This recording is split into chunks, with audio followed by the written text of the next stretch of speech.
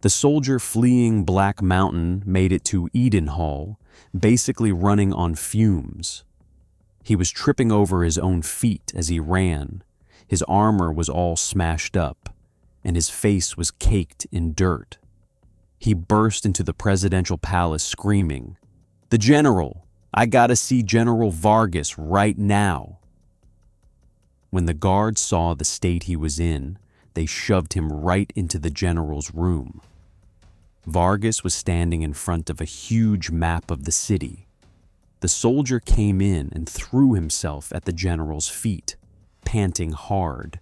"Dead! They're all dead, sir! The jailer Aryan freed the beast! He freed Seraphine! That ain't no normal creature! That's a killing machine! She crushed bones and ripped through armor with her bare hands! Braun is dead!"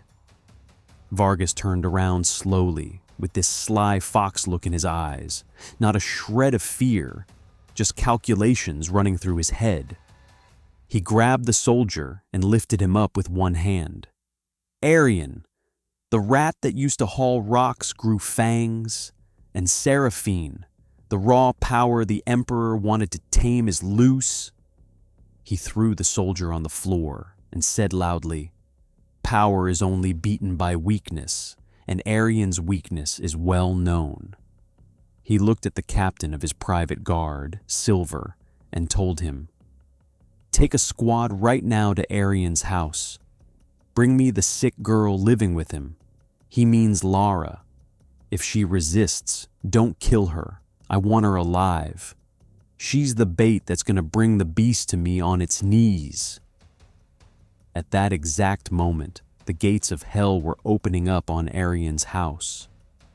The soldiers smashed down the door, and poor Lara was asleep, dreaming of her recovery.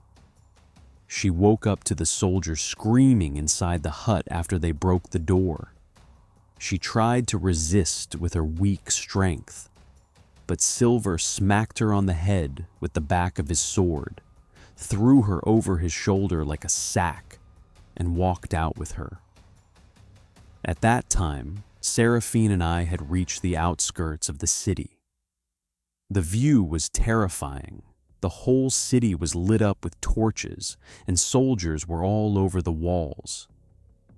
Seraphine was standing next to me. Her height and presence made her an easy target for anyone to spot. I whispered to her, "If we go in like this, we're busted in a second.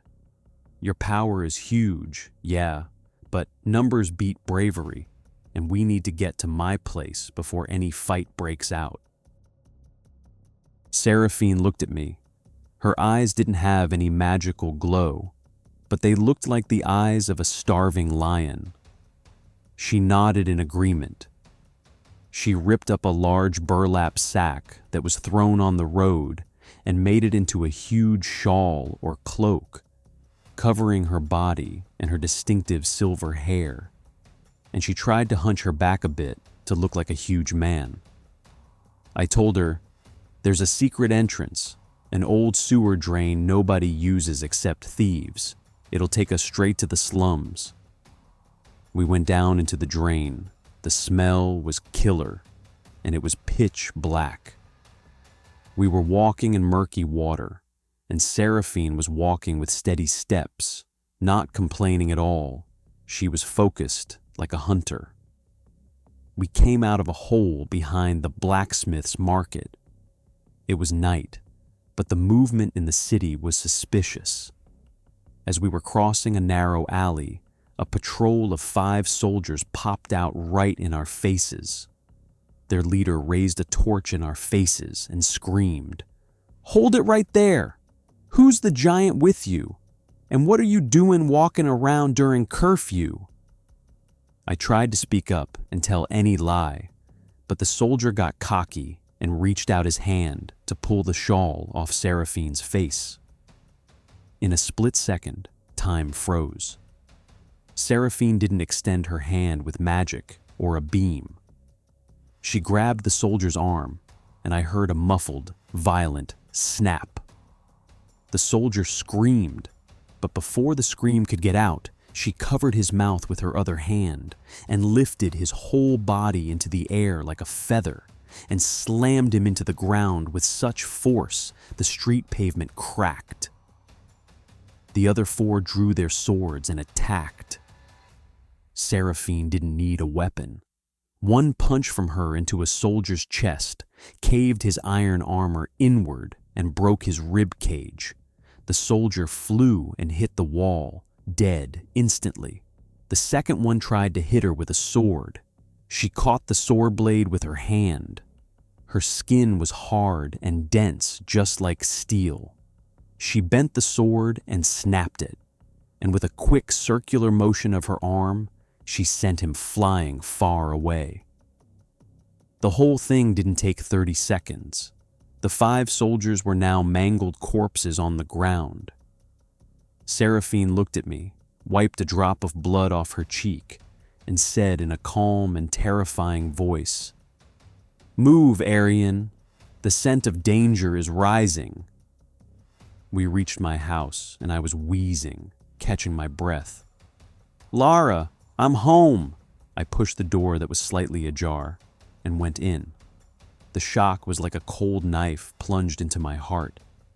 The house was empty. Chairs were smashed. Food was thrown on the floor, and Lara's bed was empty, with small bloodstains on it. "Lara!" I screamed with a voice that shook the walls of the hut. Seraphine came in behind me, looked at the destruction with an expert eye, sniffed the air, and said, "They took her. The scent is still fresh. Many soldiers, and the scent of fear." I fell to my knees in a breakdown. Everything I did was gone. All the gold, all the risk. Lara walked to her death on her own 2 feet.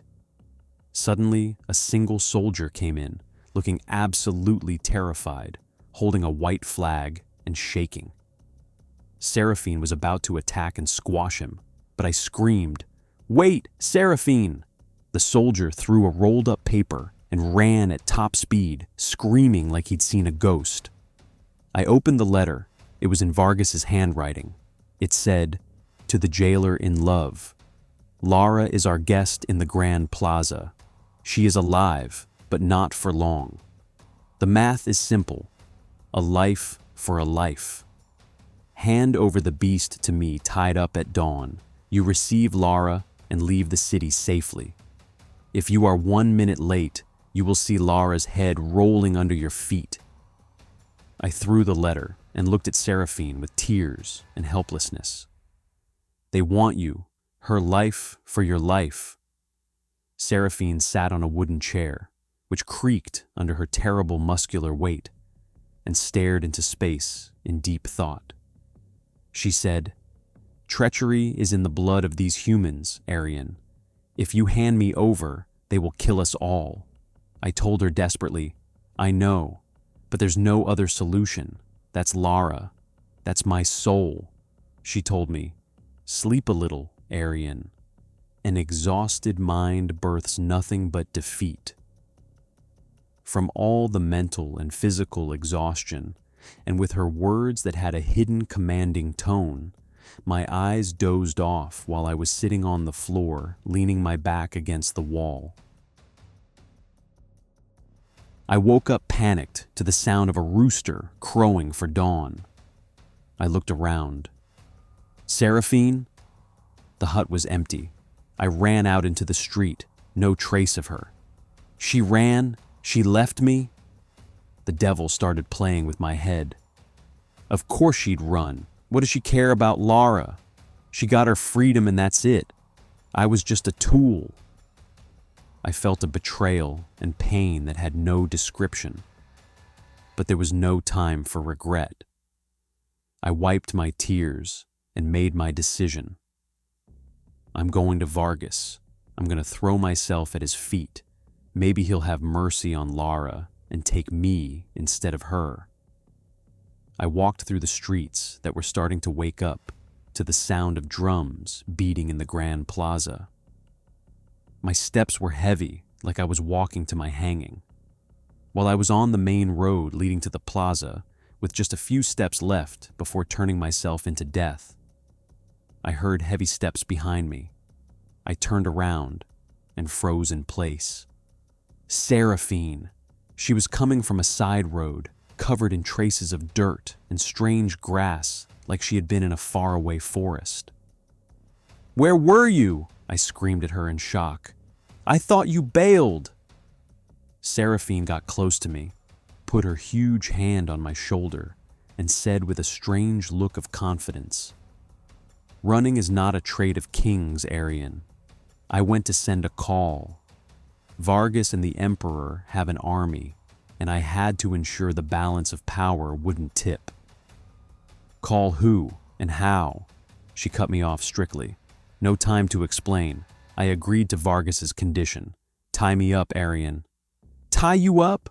Are you crazy? They'll kill you." "Do what I say. This is the only way to save Lara.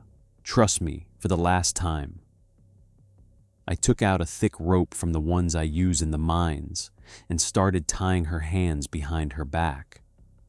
I was crying while doing it, feeling like I was betraying her, but she was steady as a mountain.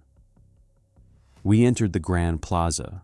The scene was majestic, thousands of soldiers surrounding the place.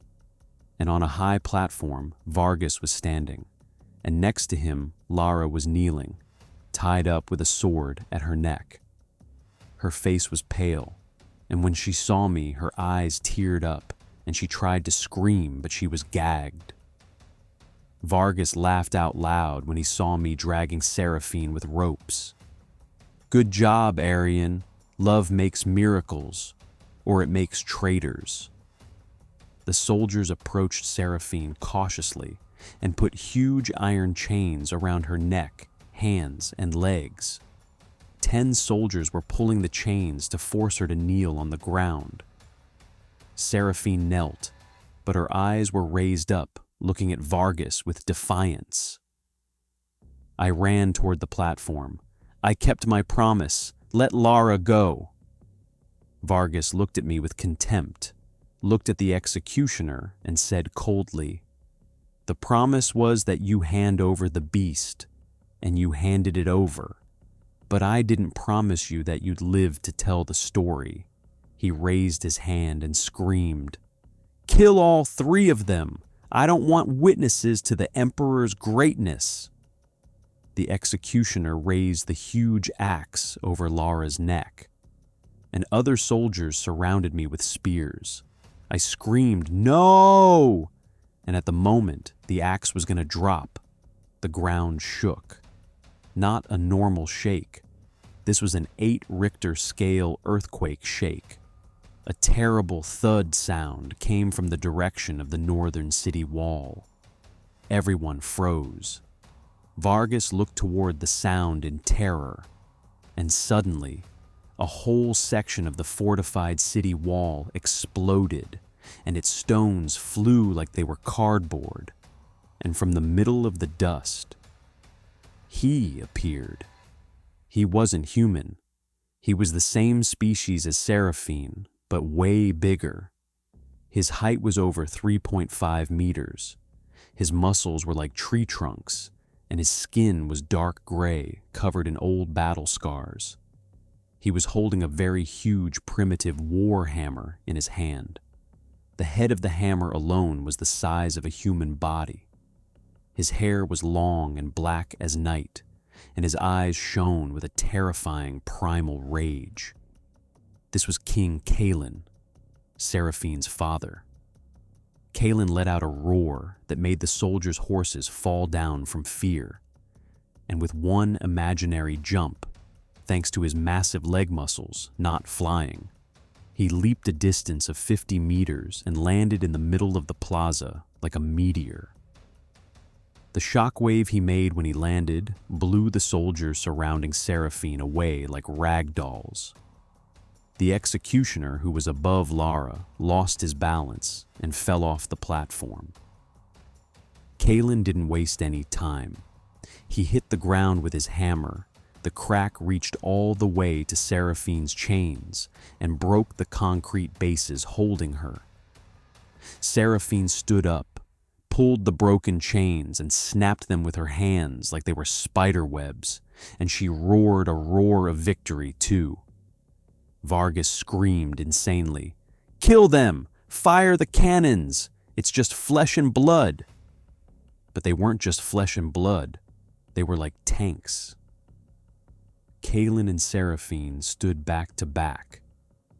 The battle started, and it was a one-sided massacre. Heads were flying and skulls were shattering. I used the chaos, ran to the platform, untied Lara, and hugged her to my chest. "Don't be scared. Salvation is here." Vargas tried to escape, but Kalin saw him. The giant king threw a rock from the wall rubble with terrifying accuracy. The rock hit the tent pole above Vargas, and the tent and the whole platform collapsed on the traitor general's head. Seraphine looked at us in the middle of the battle and screamed, "To the north exit, now!"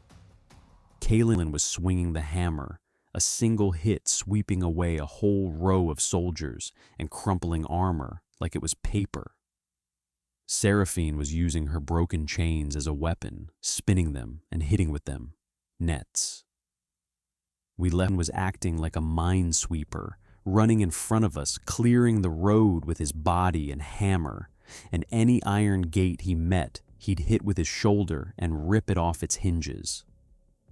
The soldiers ran away. Nobody can stand against the rage of Genie.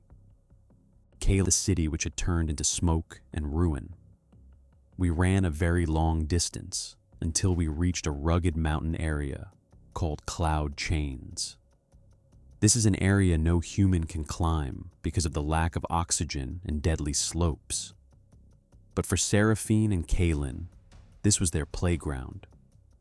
Kalin carried Lara on his broad shoulder with a strange gentleness opposite to his savagery in battle, and Seraphine carried me. And they started climbing the mountain with speed and power, like they were taking a walk in the park. After hours of climbing, we passed the cloud layer, and there I saw a view I will never forget. At the peak of the mountain, there was a huge hidden wide valley, full of greenery and pure rivers, and in the middle, a city built of huge white rocks with engineering designs that were genius and simple at the same time. There were dozens of giants, men, women, and children living in peace, farming, training, and their life was very quiet. Kalin put Lara down gently, looked at Seraphine, and hugged her a warm fatherly hug, and said with a deep voice like the sound of rocks moving, "Welcome back, my daughter, my queen." I stood there stunned. "Queen?" Seraphine smiled and looked tired for the first time. "Yeah, Arian, that's my dad, King Kalin, and I am the only heir to my late mother, the queen. I was on a scouting trip, and the Emperor's soldiers captured me with treachery and drugs. When we escaped, I went and blew the wind horn in the old forest. That's a sound nobody hears except my people, so my dad the king would know I'm alive and in need of him." Kalin got close to me, came down to my level, and looked in my eyes with gratitude. Humans have always chased us and killed us out of fear of our power. But you, small in size, big in heart, risked your life to protect my daughter. Eden Hall is no longer your place. The human world is full of poison. Lara and I decided not to go back to the human world ever again. What would make us go back to poverty, sickness, and injustice? We lived in the city of giants. These people turned out to be the kindest people on earth. They used their massive power for building, farming, and protecting the weak, not for war and destruction like humans. The giant wise men treated Lara with rare herbs that grow on the mountain peak, and within a week, Lara got her health back, her face was glowing again, and she became more beautiful than before. I built a small wooden house next to King Kalin's palace.